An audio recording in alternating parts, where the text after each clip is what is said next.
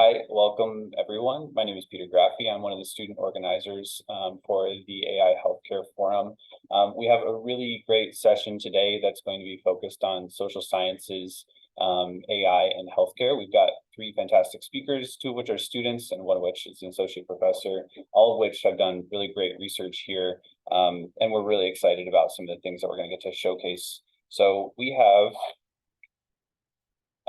this is our student organizing committee. I just want to remind everyone that these happen every 2 weeks. Each one is organized by a different student. And this week is my week.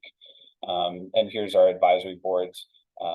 And so I would like us to get started. First up, we have Saki Amagai. She is a third-year HBMI student. She's part of Yuan Luo's lab, and she's going to be giving us a talk about stress and overeating.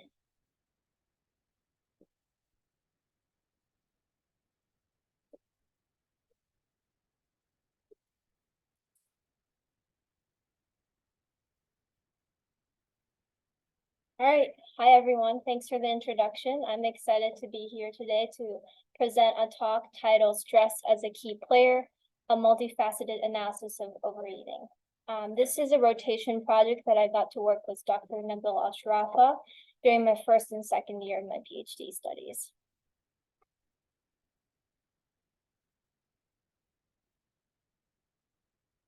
So obesity is a public health crisis, and it's caused primarily by overeating relative to need.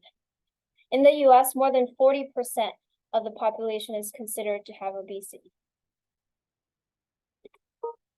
And obesity elevates the risk of developing various life-threatening conditions such as stroke and cancer. And the global prevalence of obesity, along with other psychological influence such as stress, worsened following the pandemic and is projected to get worse. Overeating can happen in different situations.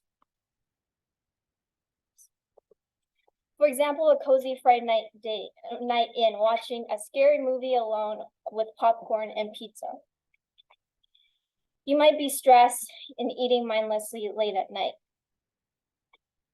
Or you might be at a restaurant with your friends eating the biggest cheeseburger in the city. It's social and it tastes good, and you might be eating more. So as I implied with these two examples, overeating is complicated. It's affected by environmental, social, and psychological factors. And while overeating is complicated, stress has been increasingly recognized as a significant driver of overeating. And this complexity highlights the need for nuanced research approaches that not only adjust for these confounding factors, but also explore the potential interplay between stress and these variables. So our purpose was first to investigate the role of stress as a key factor and influence caloric consumption.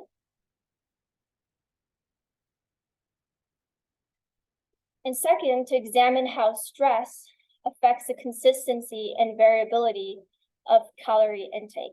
And understanding consistency and variability of caloric intake is very important because then we can begin to think about habits. And habits are defined as usual ways of behaving. So if a person has a habit or routine of overeating in specific situations, we can potentially try to better understand and potentially develop interventions to prevent or even break this bad behavior. So for our study, we recruited 47 adults living with obesity in the Chicago area, 2,004 meals total. And this was a free living observational study where from day one, they wore 3 sensors: a wearable wrist-worn sensor to detect heart rate and activity, 2 necklaces, one to detect chews and swallows, another one to confirm food intake. For my analyses, I only used the data from the necklaces. And then participants also completed self-reported EMAs on their phones before and after meals. EMA stands for Ecological Momentary Assessment, in which allows participants to use their phones in their natural environment to report on their stress levels and other behaviors and feelings close to real time. So participants also took pictures of their food and left food descriptions, and these were all recorded in our mobile health app. And finally, they completed a 24-hour dietary recall with a dietitian at the end of the day. And the dietitian also calculated all the calorie intake per meal based on the food description and dietary recall. And we continued this process for 14 days for each participant. So study workflow, as I said, we collected the EMA data, and then we fed these collected features into a mixed effects model. And before we did so, we divided the components to between subject effects, taking the subject's means, and then also within subject components by taking the difference between the overall value and the subject mean. So why mixed effects modeling? For multi-level models, it's useful in longitudinal study like ours, where there are participants' responses over time that are correlated with each other. So EMA data for a meal is at level 1, nested within each participant in level 2. And a unique feature of mixed effects location scale is that we can also look at between subject and within subject variance. And between subject variance indicates how different participants are from each other. And within subject variance indicates how data vary within participants. And for the sake of our study, we will only focus on within subject variance as it helps us answer the questions on habits, which we can explain by looking at consistencies of individuals as we talked about before. So I want to explain mixed effects modeling with a hypothetical example here. So on the y-axis, we're looking at caloric intake per meal. It's on log scale to better approximate normality. And each dot represents a singular meal, and we're seeing the caloric distribution of 2 participants. In this scenario, we're comparing the participants from eating alone versus eating with others. And we can see, for example, that the overall means of calorie intake increases when eating with others. We can also see that the overall means of, within subject mean increases when eating with others as well. And finally, comparing within the same participant, the dots are less scattered when eating alone relative to eating with others. So the within subject data are more consistent when alone. And this is an important part when thinking about habits. So here we're looking at table 1. The study sample characteristics of 47 participants with a mean BMI of 37.6.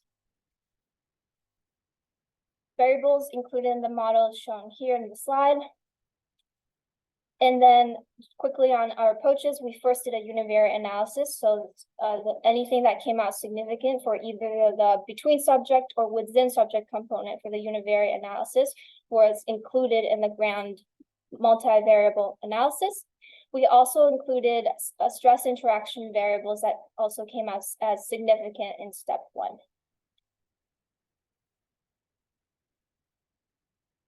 So here are the results. This is a forest plot for our mean model that shows how these factors affect the mean caloric intake, either at the between subject level or the within subject level. Here in red, I'm showing significant factors that positively associated with caloric intake, whereas in blue, negatively associated. And you can see that, for example, between subject component of stress is significant. And this means for people who are more stressed on average, they have higher caloric consumption. Between subject component of hedonic eating and time of day were also positively correlated. And this suggests that people who on average eat more for pleasure or eat later in the day tend to eat more. Within subject component for social eating and uncontrolled eating were significantly associated. And this means that when a person is being social or eating uncontrollably, they're more likely to eat more than they usually would. And finally, the interaction between stress and location were also significant in the negative direction, suggesting that when a person is stressed and not at home, they would eat less. Now we're going to look at the forest plot on variance. Oops. I'm only going to highlight stress-related findings here, but you can see that between subject variance decreases and within subject variance increases for stress. And this means that if people are more stressed, more on average, they'll eat more consistently, suggesting a habit. On the other hand, when a person is stressed, like acute stress, they become more variable and less predictable. So that was a lot to take in, but taking these together, we found many significant factors, but I'm going to just focus on stress since that was our primary interest. So key takeaways, first, people who are stressed on average consume meals with higher calories more consistently. So as for interventions, we can think about interventions that can hopefully break this habit by reducing stress overall. Another takeaway was when stress at the occasion level, caloric intake becomes more variable. And this just means that behavior is not very predictable at the time of stress. And just because someone's acutely stressed doesn't mean that they will necessarily overeat. So we'll need to know more than they're just simply stressed. And then lastly, when stressed and not at home, caloric intake decreased. And this might be because food is not easily accessible when not at home, or maybe that we're more distracted and less bored when being outside. And there are potential avenues for interventions here as well. Quickly on limitations, there may be self-report biases for the EMA part. And also we didn't necessarily include the nutritional content or types of food types into the model, and that would be another avenue that's important in the future to include in the model. And lastly, to truly understand habits, maybe a longer longitudinal study is needed, more than just 2 weeks. I also wanted to highlight the work from 2 other students in the Bill's lab that used machine learning approaches using the same data set as me. They did 2 projects. First one, identifying, using the EMA data like mine and also adding the sensor data from the wrists and the necklaces, and fed into an XGBoost model by defining overeating in a binary way. And then they did a SHAP analysis to look at top predictors for overeating. And they found such predictors such as number of bites, biological hunger being the top. They also did k-means clustering and to look at different phenotypes that might explain overeating, and they found 6 distinctive phenotypes. And this is also a great step forward in understanding how these different factors interplay that may be causing overeating. Lastly, I wanted to acknowledge and thank the members in the Bill's lab that really helped me out with this project, as well as Summer and Dawn from UChicago, who are mixed effects modeling experts. And yeah, this is a picture of a few of us from the habits lab, and then me with a basketball for some reason. And with that, I would love to take questions. Thanks for listening.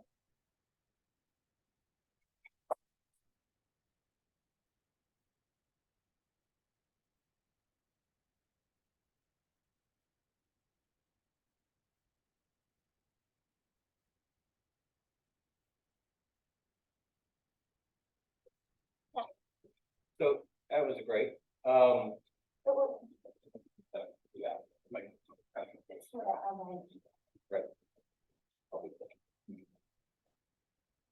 Thank you, very nice talk. So curious about why you didn't include the wristwatch data. Well, first off, with mixed effects modeling, we can't include everything. So we wanted to, we were already having a hard time converging, and that's why we kind of took this univariate analysis first, selecting the important variables to include in the grand model. And the risk sensor data is, yeah, it's not super applicable for this part of the study. But yeah. So the context of that question was that it might have allowed you to sense whether people had a regular pattern of activity that might contribute to variance in their data set, like regular activity, regular exercise, those kind of things might have an effect on it. Yeah, that's an excellent point. And in fact, we did want to include like people's activity level, metabolism as well, like exercise level and whatnot, because obviously that comes into play as well. But this is a good step forward, I think, in understanding more about different factors that are causing higher caloric intake. But yeah, that would be a great for future analyses.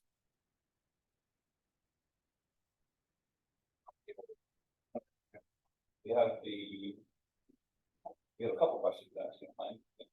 All right, so first question, they say, from your intro, you mentioned subjects had a BMI of greater than or equal to 39.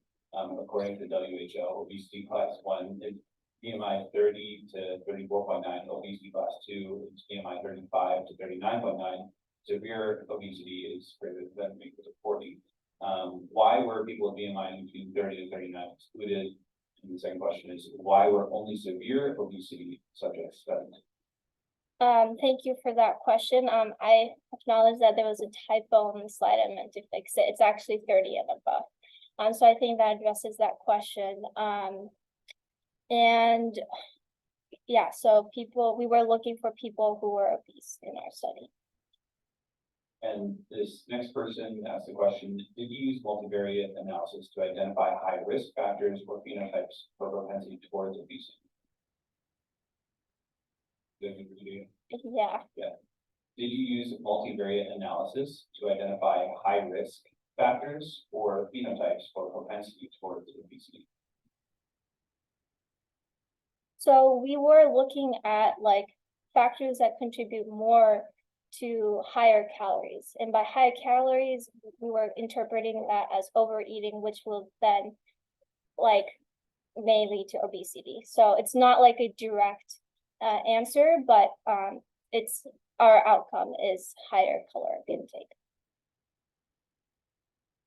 And this person followed up now and said, also, did you consider active individuals who may have BMI that fall out of the normal BMI parameters, such as individuals with a high proportion of lean muscle mass? Yeah, that's a good question. We did not look into those muscle masses and stuff. It was strictly on BMI.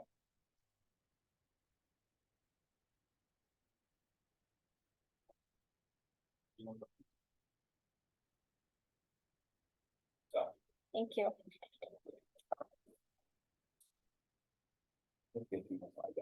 You want to show them or no? All right, so next up we have Ben Barrett. Ben is another HSIP Biomedical Informatics student. He's going to be presenting some of his research that he's going to be doing for his dissertation. And I'll let Ben take it from you. Sure, thank you. Okay, so this is gonna be applying natural language processing to community-based participatory research, a proposal. Just wanna reiterate or make clear right now that this is what I'm planning to do for a dissertation aim. So it's just a proposal. I haven't actually done any of this yet, so I don't have any results. Okay, so some background. So this is all kind of taking place under the umbrella of the Cool Shy collaboration, which is a collection of researchers, some housed at Northwestern through this project called Diffusing Disasters, Chicago governmental organizations, particularly the Chicago Department of Public Health, as well as Chicago community members. Now, the goal of this collaboration is to design a heat vulnerability index for the city of Chicago. So the Heat Vulnerability Index, or HVI, is really a metric that is going to show the risk that residents of different community areas within Chicago face in the event of extreme heat. There are a ton of different things that will go into this, such as environmental data, temperature, tree coverage, things like that. Clinical data, we're pulling data from the Capricorn collection, if you're familiar with that.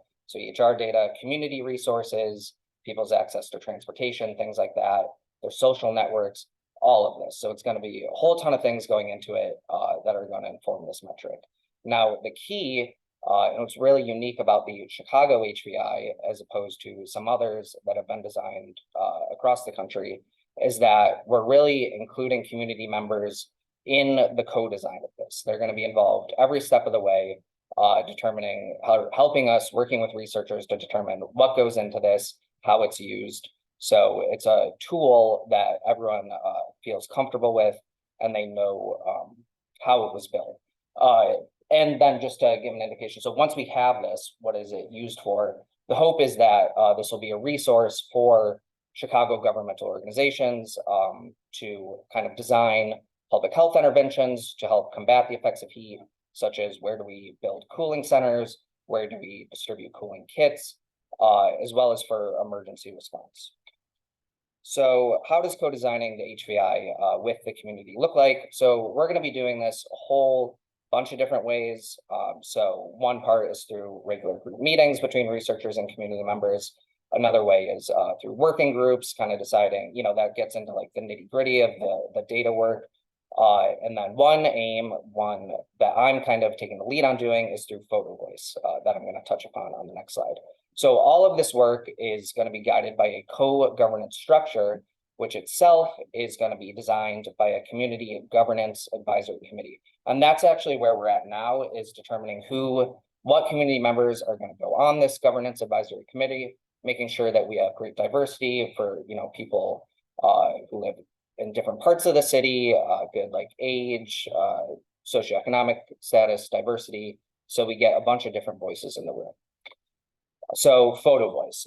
So this is a community-based participatory research method that is designed to work where basically we will put out prompts that again have been co-designed by researchers and community members. So this is just an example. It's not necessarily what it's going to finally look like, but it could be something like, how does heat affect you, or how does heat affect your community?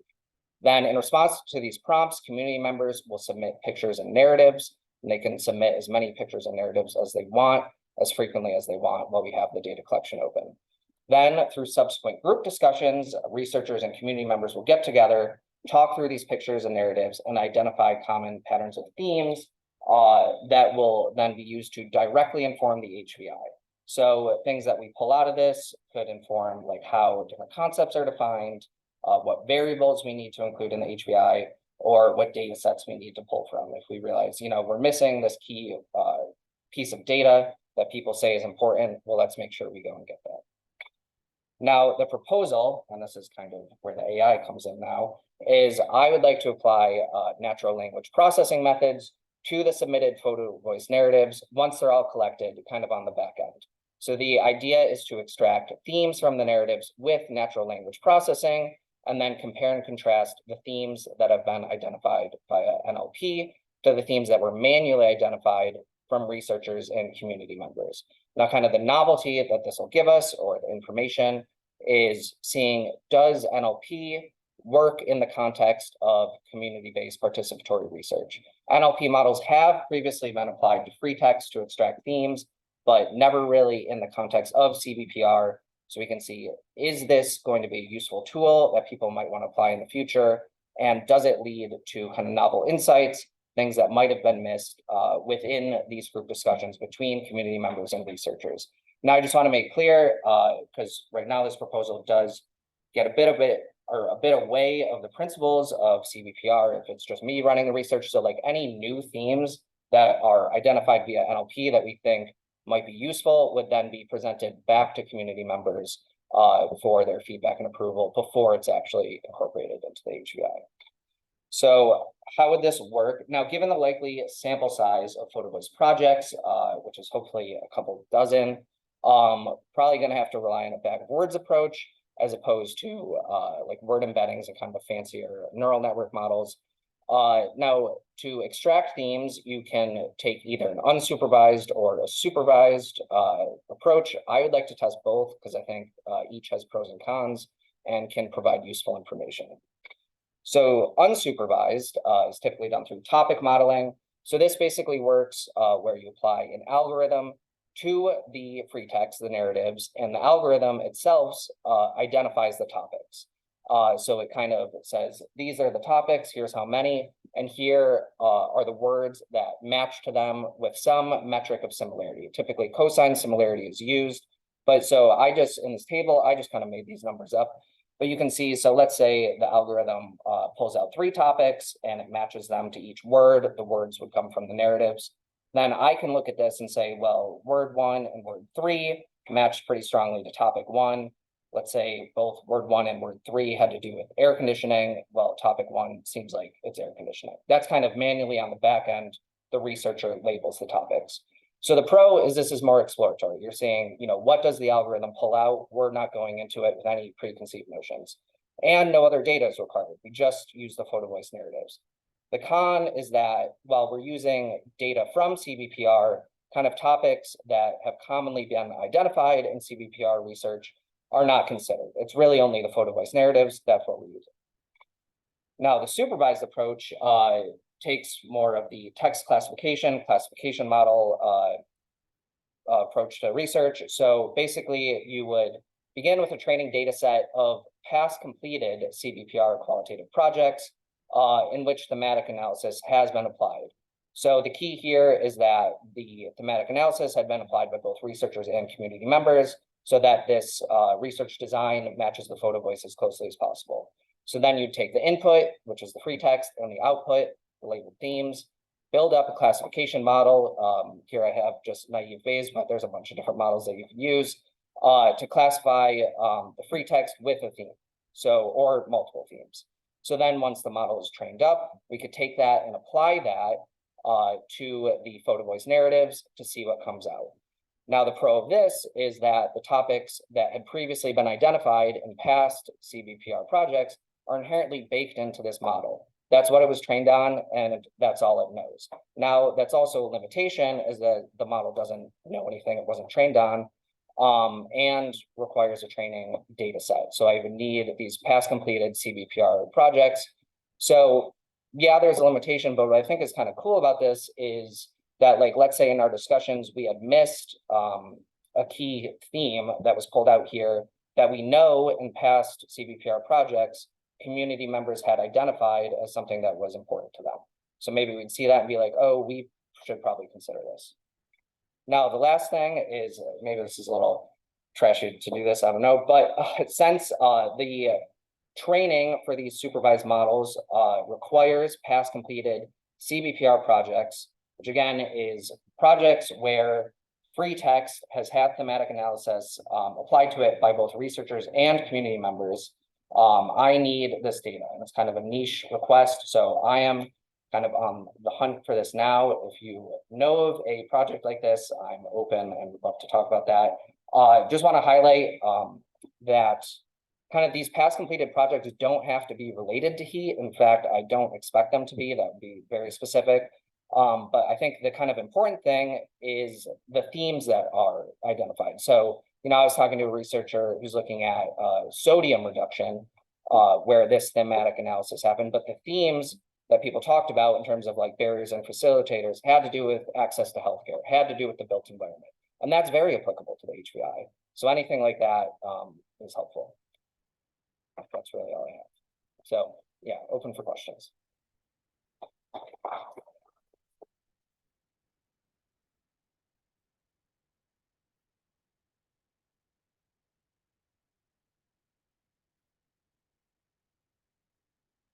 First of all, great presentation. Thank you very much. And if I remember correctly, the data sets or the types of data you were including in your project are also consisting of image maps, for example, from the Chicago area.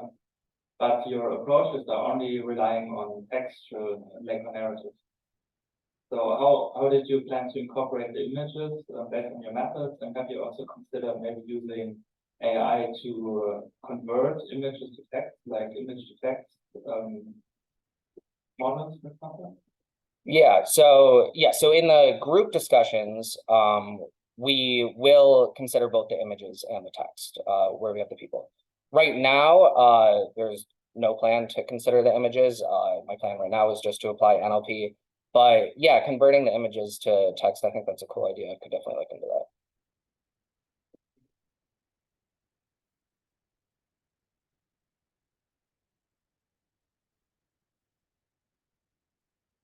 Yeah, thanks for, I'm just wondering, how are you planning to compare, well, how are you going to know, I guess, when, the NLP methods are going to be doing a good enough job, a better job? What's your plan for that? Yeah, so I don't have a particular metric picked out.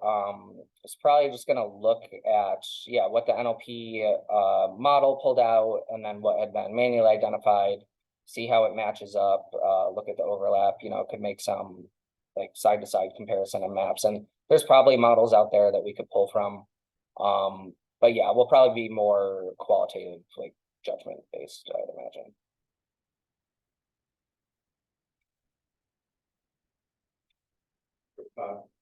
So one way that you might be able to use the sort of free data, the CBPR data sets in a way that you could actually now analyze them is you break them into a learning set and then a response set, see if they vary across those, and do the same thing early or at the end of your collection project, where you look to see whether there are differences between the two data sets and whether you need to actually retrain based on a subset of your new data, because doing that iteratively might really benefit the study. And sort of another just completely separate thing is with diversity, you have to include languages, and there might be people using different language or even different languages, and that might be a challenge. Yes, so for the photo voice data collection, we are designing it to accept responses in English and Spanish, and we'll have that. Yeah, so that's a consideration, is how we're gonna handle that for sure.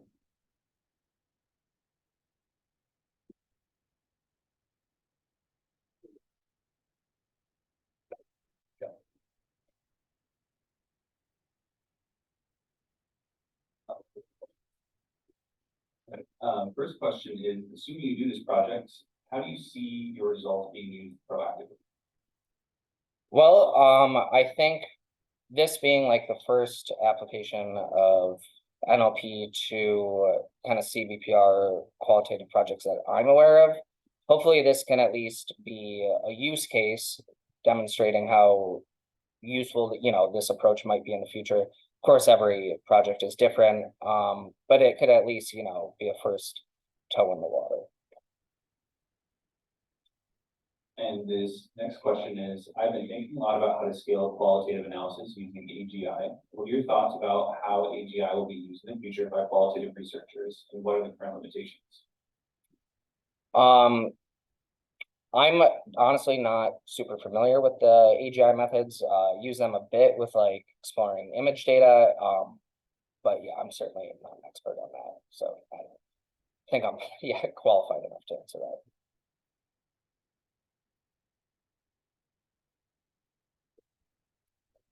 I think.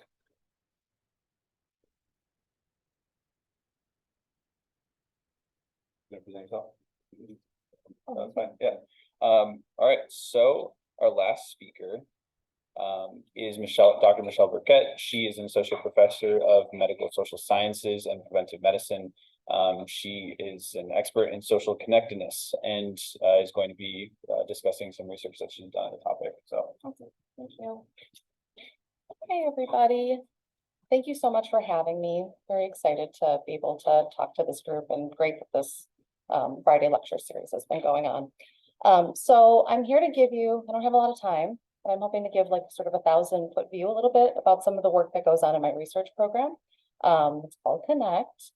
And what we try to do, Connect Complex Systems and Health Disparities Research Program, what we try to do in our work is to understand that health is not necessarily, all about an individual, and that individuals are often embedded in systems and structures that impact health. And a lot of this when, I'm thinking about systems, this is also like very embedded in a lot of the work that's been done over the years in psychology, thinking about the social ecological model, this idea that individuals are embedded within systems, and that in individuals, how they're doing on a day-to-day often isn't necessarily because of anything necessarily within themselves. It's also about all of the connections that are around people. It's about all the experiences that they're having, their neighborhood, the school they go to, their work experiences, the economy, all of these things. And also just that histories also have an impact on where we are present day and our current health. And so a lot of my work takes this very broad systems view. I think systems perspective is especially relevant when it comes to minority populations. Because oftentimes, we know that there are huge disparities. And so what I have here, a lot of my work is based within sexual and gender minority individuals. And what I have here is just like a list of some of the health conditions which just disproportionately impact sexual and gender minority folks. And you can kind of see, more likely to attempt suicide, homeless, cancer, HIV, obesity, all of the things. And very similarly, if you were to look to racial and ethnic minority populations, you would see also very similar sorts of things, maybe slightly different, but many also conditions there. And is it something within that marginalized population necessarily that is causing these things? Not necessarily. It's actually, I like to use this image a lot. So I think of these disparities as the shadow that gets projected on the wall.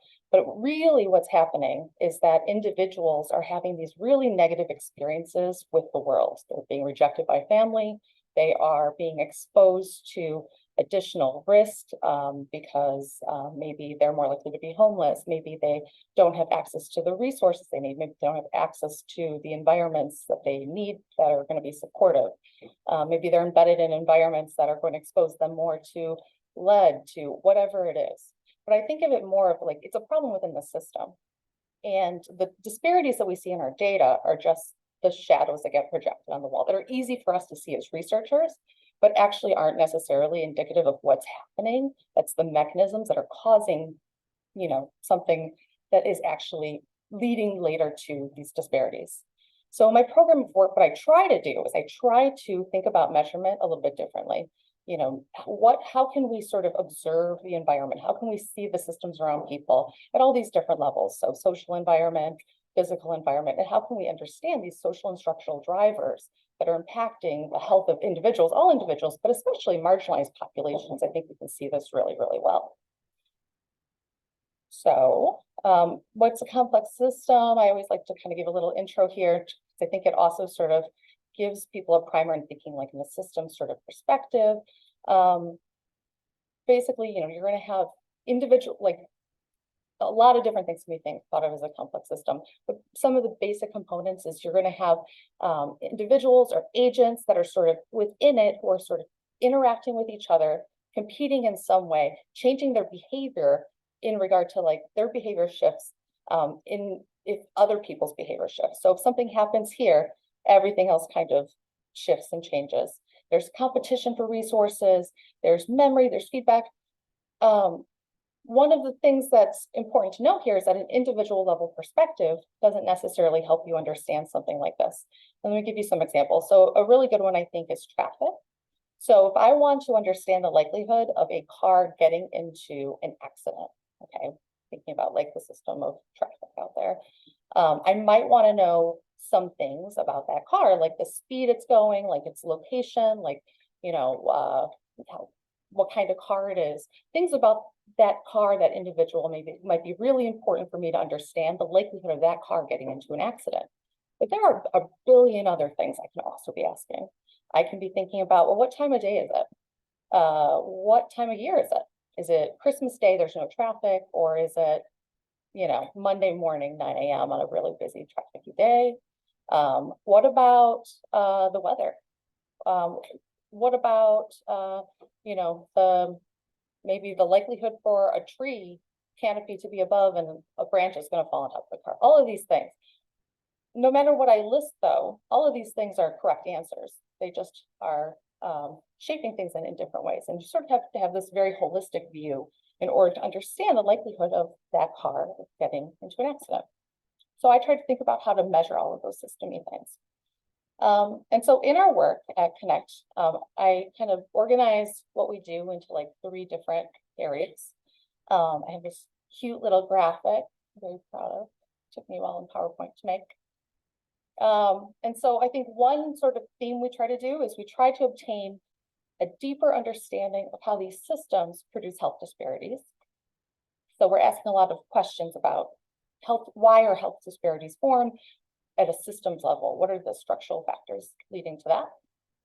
We also have focused a lot on developing methods for incorporating, capturing rich sort of multi-level data, especially social network data.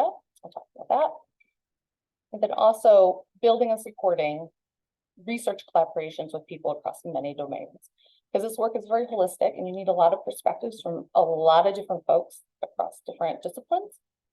So it's been really important that we also build these collaborations.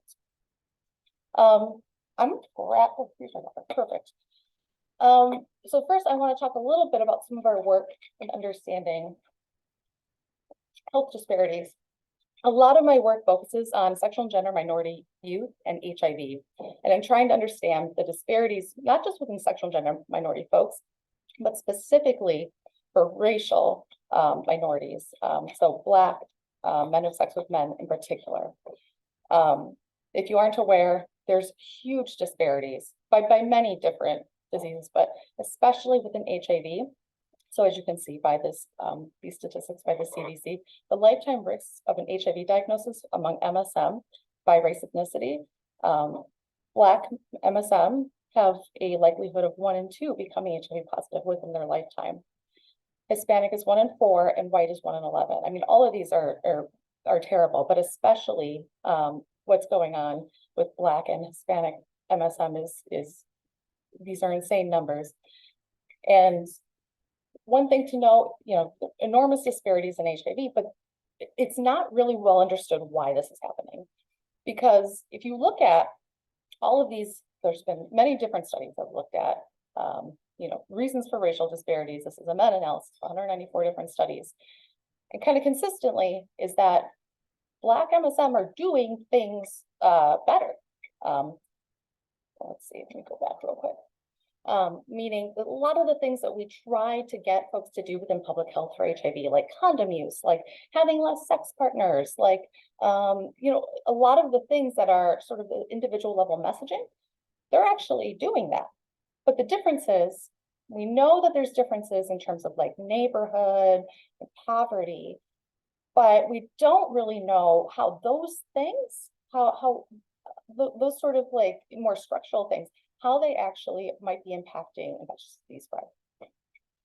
A lot of my work thinks about the structure of social networks and sexual networks and drug networks, and trying to understand how it's not necessarily just an individual's behavior that impacts their likelihood of getting infectious disease. It's actually where they are within this larger system, which is kind of invisible to individuals. And so like, just to give you like a sense, if you're focusing on like the little red node as a person, you know, you're thinking, oh, they have 3 partners. Maybe they're not super at risk, but then when you kind of see where they are structurally, and you see that they're connected to people who have a lot of partners, all of a sudden, that's how more exposure sort of happens within infectious disease, within HIV. So there's been this drive within HIV to examine sexual networks, especially the structure of the network, the connectivity, like the fact that, you know, is there more clustering sort of going on that might make an infectious disease spread? So just to like give you a little view of like what this looks like, same number of nodes, different number of connections, you introduce infectious disease HIV into that sexual network.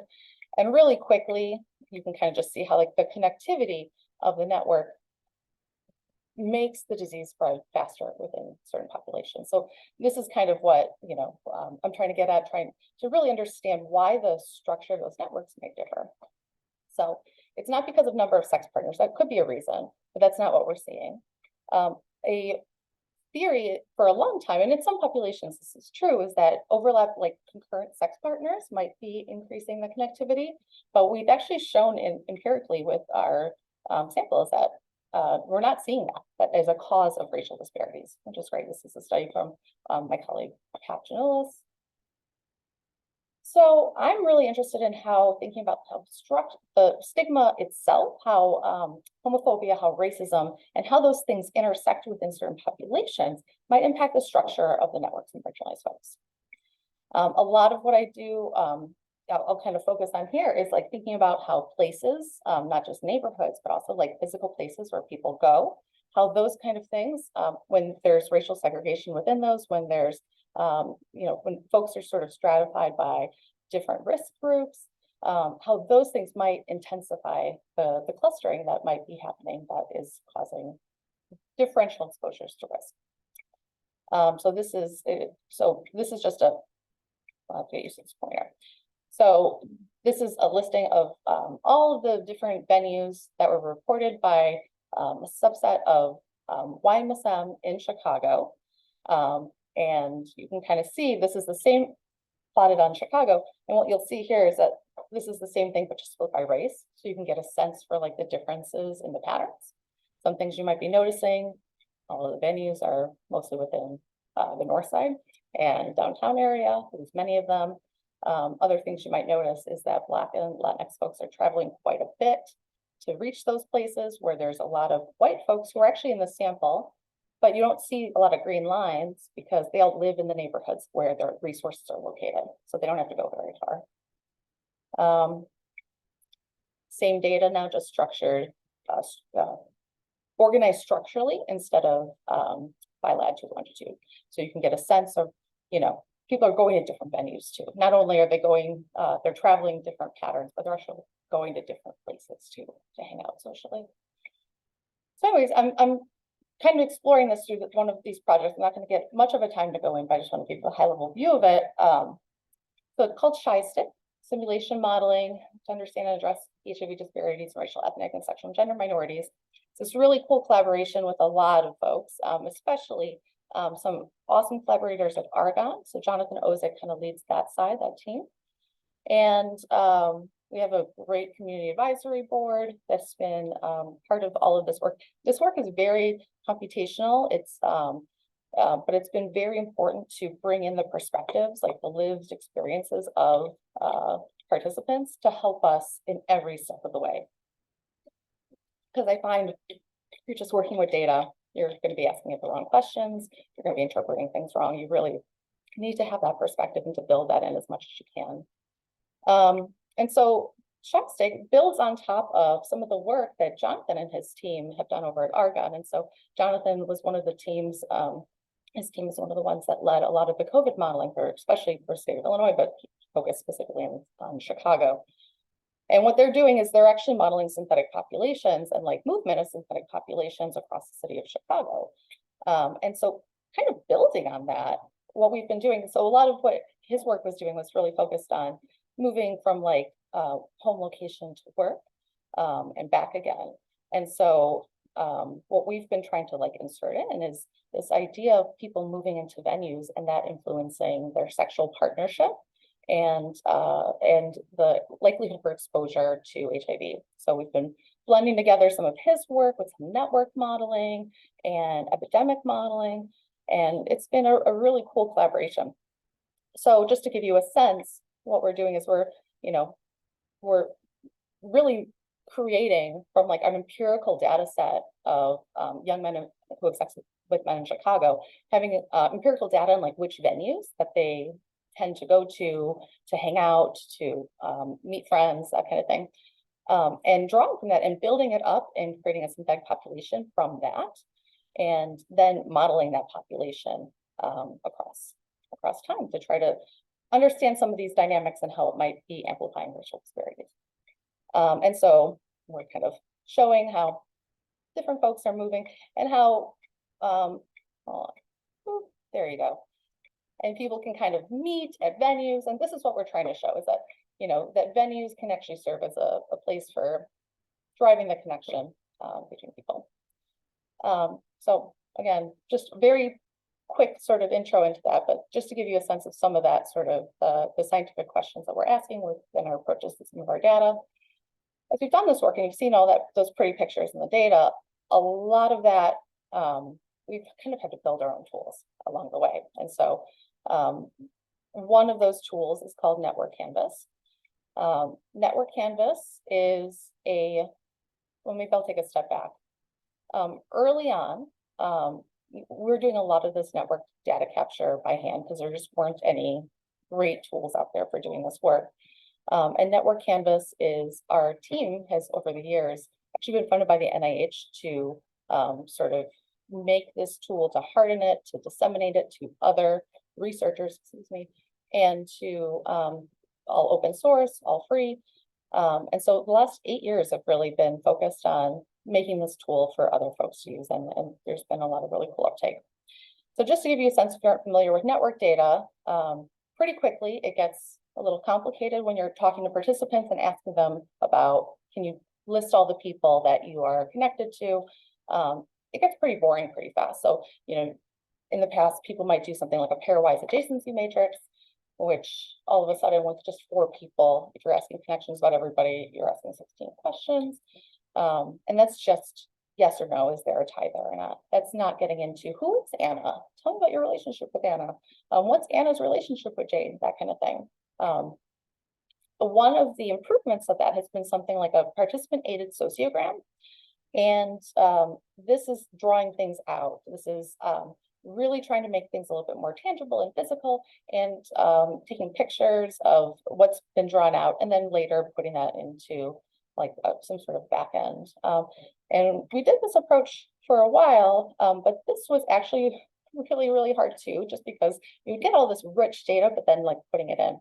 So what Network Canvases tried to do was sort of draw from these like physical approaches where you're drawing, you're like manipulating like things on a screen, but drawing on also like the ability to do this on like a touch screen or iPad or something like that, tablet, or even a regular computer.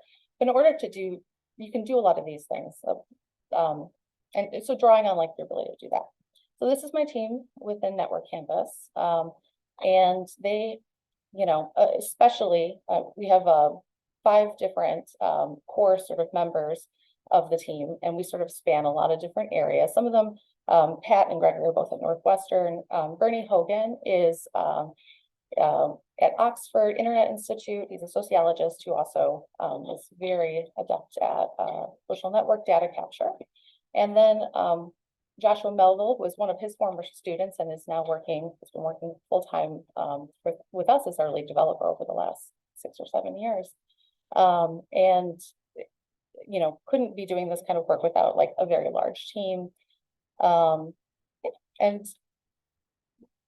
if you're interested, you are welcome to check out Network Canvas. It's free to download. It's on our website. There are apps, 3 apps that you can utilize. You can design your own network protocol now and deploy it if you're interested. It's having a lot of different uptake right now, and it's been pretty exciting to see all the different places that it's been going. I think we have 35 NIH-funded studies that are currently utilizing it, which is pretty fantastic. And yeah, so tool development has been also sort of part of our group as well over the last many years. The last thing I wanted to highlight, I know I don't have much time, is just trying to build and support research collaborations across different domains. And so that's been a big focus. I want to highlight just a couple of things. Well, many years ago, we did a bias and big data workshop, and from that, we produced a white paper. If you guys are interested, all those things should be available. We've also, one of the PIs on the MCDC, which is a NSF-funded grant to improve data science training at Northwestern by embedding undergraduates in community projects over the summer, paying them for their time, which has been a really cool collaboration. And Northwestern's the lead site, but Northeastern, DePaul, U of I, School of Information Sciences, and Chicago State are also all involved. A big part of this work. Yeah. So, and also last year, I led a data connection hub as like a space. I don't know if anybody here participated in it, but we had maybe about 5 or 6 meetings over the year, and just trying to like build community a little bit across different domains, trying to specifically not just target academics either, bringing folks in from who are interested in these topics in the community, who might be doing this work a little bit adjacent and slightly different domain. A lot of folks are doing such cool things around Chicago, and we often don't know about each other. So any spaces like this, I think that help to build those connections are really useful. A big shout out to my team who are pictured here. We have a really good group of folks. I think that's our funders. So happy to answer any kind of questions.